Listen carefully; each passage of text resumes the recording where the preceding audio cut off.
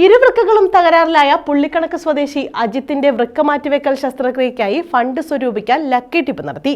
കുറ്റിത്തെരുവ് പുളിഞ്ചുവട് സൗഹൃദ കൂട്ടായ്മയാണ് നറുക്കെടുപ്പ് നടത്തിയത്. കുറ്റിത്തെരുവ് പുളിഞ്ചുവട് സൗഹൃദ കൂട്ടായ്മയാണ് ലക്കി ടിപ്പ് നടത്തിയത്. ഇരുവൃക്കകളും തകരാറിലായ പുള്ളിക്കണക്ക് 4-ാം വാർഡിൽ താമസിക്കുന്ന അജിത്തിന്റെ വൃക്ക മാറ്റിവെക്കൽ ശസ്ത്രക്രിയയ്ക്ക് പണം സ്വരൂപിക്കുന്നതിന്റെ ഭാഗമായാണ് ലക്കി ടിപ്പ് നടത്തിയത്. ഡോക്ടർ സേതു സദാനന്ദൻ ഉദ്ഘാടനം ചെയ്തു.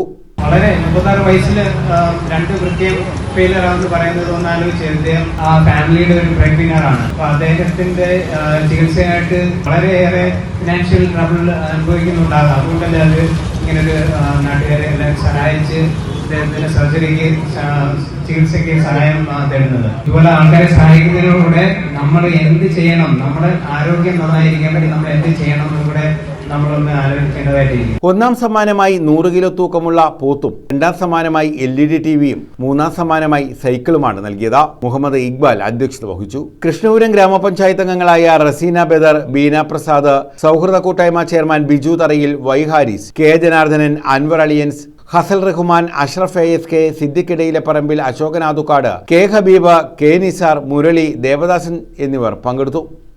News bureau, Kayamkulam.